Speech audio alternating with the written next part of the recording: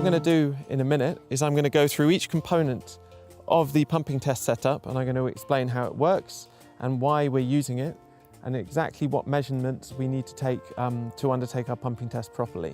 So if I come over here, you can see that we have underneath my feet right now, we've got a borehole, which is this blue pipe circled around here. And inside the borehole at the moment, there is a suction pump. So this borehole is not too deep. It's what we call a shallow borehole, and it's about 8 or 9 meters deep. While we're undertaking our pumping test, one of the most important things that we need to do is measure the water level inside the borehole. And this is done with this thing here, which is called a dip meter. So it's called a dip meter or a dipper, and it's lowered down into the borehole while we're doing our pumping test, and it can be used to measure the water level in reference to the top of the casing of the borehole or the ground level. So you'll see here, it's basically a metal probe on the bottom of a graded tape line here. And when this part of the dip meter touches the water, it will make a sound, and then the light here will come on, and we'll know that that's the depth that the water is sitting at. So if I lower this down into the borehole now, you can see that when I hit the water, there'll be a small noise and the light will come on. So you see that there? When I lower this down, we've got a water level measurement. So I can see on here, on the tape, that that is at 2 meters and 48 centimeters.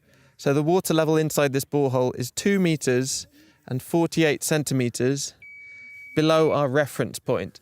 And for this test, our reference point is the top of the casing on the borehole, which coincidentally is almost exactly at ground level as well. You can see here this green pipe is coming out of the borehole, and this is our suction pipe for our pump. So the big unit that you can see here is our pumping unit, which is the power supply and a suction pump in one. So that's basically a small generator which will be used to power this pump here. So it's really important with this type of suction pump that we make sure that we fully prime it before we start to use it. So we need to make sure that the chamber here and the pipeline coming up from the borehole is full of water so it can be started properly. And also before a test starts, we need to make sure that we've got enough fuel to power the pump for the time that we're expecting to be pumping. On the pump, we've got a steel pipe here which is coming through, which is about a meter and a half long. And it's really important to make sure when you're doing a pumping test setup that coming out of the pump and before each device that we have in the line, we need to have 1 meter. And this is because water coming out of here could be potentially quite turbulent, and it needs a bit of time to settle down and make sure that it's laminar flow before we get to our flow meter. So this here is a flow meter, which is used to measure the discharge rate in real time.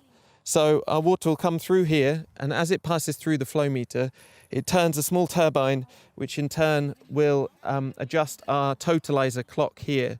So what we have is we have a total number of meters cubed that have been pumped by this flow meter, and then we've also got decimal points of meters cubed. So the water will go through there.